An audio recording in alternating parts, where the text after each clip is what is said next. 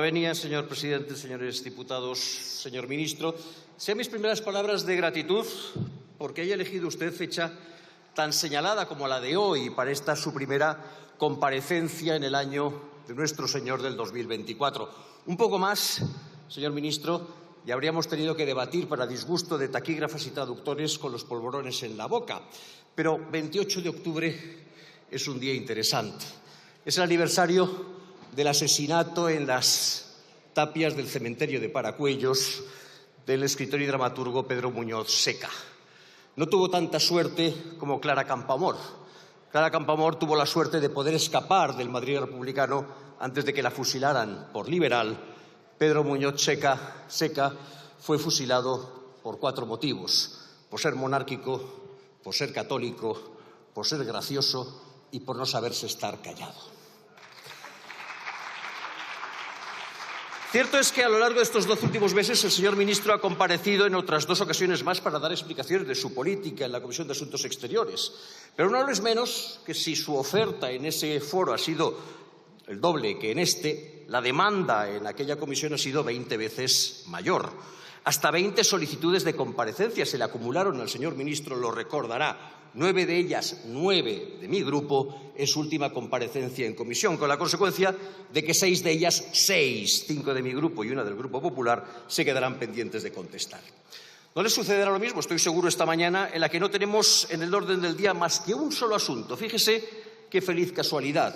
que Podemos y Esquerra le hayan exigido comparecer para informar justo sobre el único asunto sobre el que usted estaba ya dispuesto a comparecer y a informar, y que resulta ser el único asunto sobre el que compareció e informó en el pasado año en su primera y hasta ahora única comparecencia de la legislatura. Qué feliz casualidad que lo que importa tanto a la señora Belarra y al señor Rufián sea lo que le importa también al Partido Socialista. Porque el señor ministro no ha venido, ¿verdad que no?, a hablarnos del vínculo de Sánchez con la trama venezolana de Ábalos, Aldama y Delcy, que explica el respaldo a Maduro. Cito textualmente un titular del debate. Ni explicarnos por qué, a pesar de que acreditadas instituciones como el Centro Carter hayan reconocido la victoria electoral de Edmundo González y de que esta Cámara se lo haya exigido mediante la aprobación de un acuerdo plenario, el Gobierno de España siga sin reconocer a este como legítimo presidente de la República de Venezuela.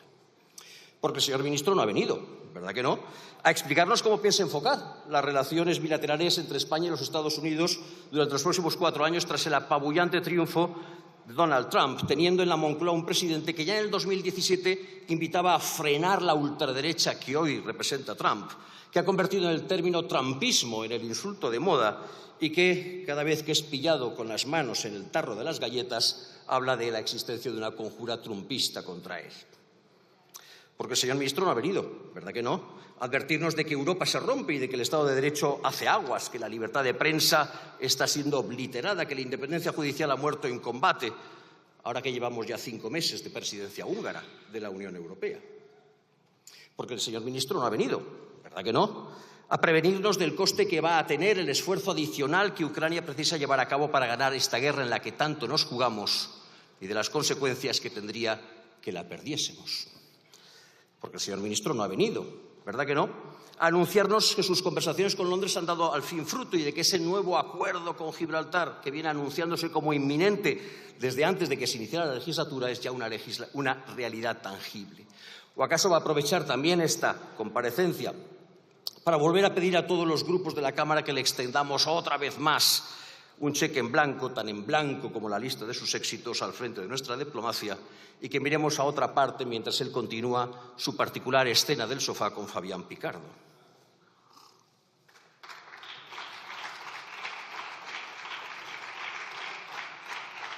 Porque el ministro no ha venido, ¿verdad que no?, a tranquilizarnos ante la noticia, cito textualmente el periódico de Ceuta, de que cerca de 100 asociaciones marroquíes se han reunido para constituir el denominado Comité para la Liberación de Ceuta y Melilla, con el objeto de revivir las reivindicaciones históricas de Marruecos sobre las 2 ciudades españolas, marcando un nuevo desafío en las relaciones entre España y Marruecos. Porque el señor ministro no ha venido, ¿verdad que no?, a explicarnos cuáles han sido sus gestiones cerca de los gobiernos amigos para recabar de ellos la ayuda humanitaria que necesitan las localidades valencianas afectadas por la Dana, ni para explicarnos cómo es que la ofrecida por países como Francia, como El Salvador o como Hungría han sido olímpicamente despreciadas, mientras los valencianos seguían sepultados debajo del fango. Y ya puestos a preguntar, el ministro no ha venido,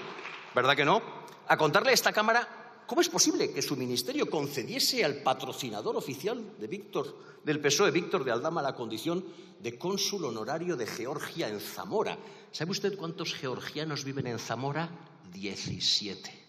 Y la cara que se le quedó cuando se enteró de que la sede de ese consulado estaba en un estadio de fútbol de propiedad municipal. No, el señor ministro ha venido hoy a otras dos cosas. La primera es volver a hacer ostentación de la manera obscena y mentirosa que nos tiene acostumbrados de ese supuesto liderazgo de España en la resolución del conflicto en Oriente Medio, que debería pasar a los anales como el principal logro del #1 en materia de política exterior, pero que, visto lo visto, lleva camino de ser, como el resto de los empeños de Mr. Handsome, otra ocurrencia fallida. España hoy, por fin, es un actor global cuya voz es escuchada en Europa y en el mundo. Y eso es gracias a esta nueva política exterior activa y con liderazgo. Nos dijo usted en su última comparecencia en comisión, en la que pronunció la palabra liderazgo en 9 ocasiones, 9. Pero mire por dónde. Su jugada maestra de reconocer el Estado palestino, días después de que lo hiciesen Barbados, Jamaica, Bahamas y Trinidad y Tobago, que es un solo Estado, no dos, no ha sido seguida sino por Irlanda, Noruega, Eslovenia y Armenia, lugares preciosos, pero cuya relevancia internacional pues no es la de Gran Bretaña, Francia, Italia o Alemania, países que siguen sin reconocer el Estado palestino. Liderazgo, poquito, poquito, poquito. Y la segunda es aportar su modesto granito de arena a la tarea de asegurar los votos necesarios para aprobar los próximos y cada vez más improbables presupuestos generales del Estado, amarrando los 4 que los lunáticos de Podemos tienen en su bolsillo y que, según han dicho y han votado, solo cederán a cambio de la ruptura de relaciones diplomáticas con Israel. Genial ideaca, que de implementarse nos situaría en la alegre compañía de Somalia, Afganistán, Libia o Corea del Norte, cualificados representantes de la escasa docena de dictaduras, estados fallidos o regímenes teocráticos que nunca han reconocido a Israel, que a buen seguro hará más miserable todavía la existencia de los empresarios que durante la última década han conseguido que las exportaciones españolas hacia Israel se duplicaran hasta alcanzar los 2.159 millones de euros y que con un poquito de suerte le ayudará a usted a ingresar en ese libro de oro del antisemitismo global en el que ya están muchos de sus miembros de bancada azul. Le tengo, señor Álvarez, por un ministro de perfil bajo, de limitada eficacia y escaso de ideas. Un poco como mi corbata, gris con algunos toques rojos. Pero no le considero un kamikaze. Así que no cuento entre mis previsiones como que usted acabe accediendo a la exigencia de Podemos, que además de afectar a nuestra imagen internacional, contribuiría en nada a la solución del conflicto. Pero no descarto que sienta usted la tentación de contentar a la señora Belarra y a su alegre muchachada con una serie de concesiones, con un rosario de gestos que a la postre acabarán siendo tan letales como lo que le están pidiendo. Así que, aunque no me las va a aceptar, déjeme que le dé al menos 4 consejos. 1, no persevere en la hipocresía de mantener su embargo de armas a Israel. Admita que el Estado de Israel tiene el legítimo derecho a defenderse de sus agresores e imite las políticas de democracias de ejecutoria impecable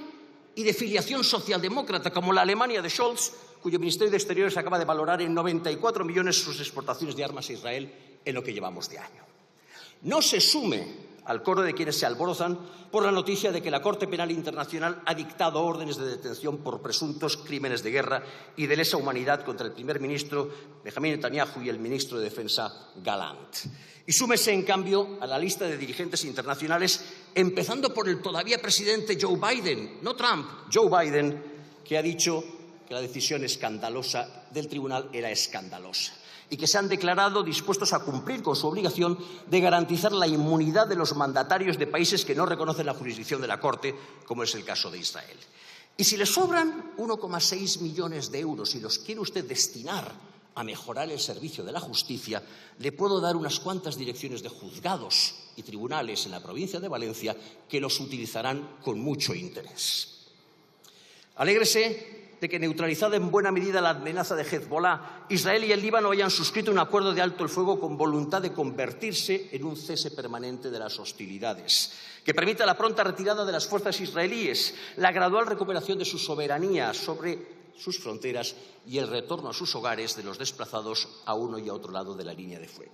Y adopte de una vez por todas una posición más valiente o al menos mínimamente decorosa en torno al régimen asesino de los ayatolás en Irán, que solo el pasado año ejecutó a 813 personas, datos de Amnistía Internacional,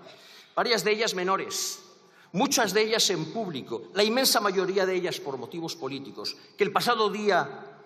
2 de octubre disparó 200 misiles balísticos sobre Israel, termino, señor presidente, y que mantiene en su poder y amenaza con utilizar otros 1000 más. En suma,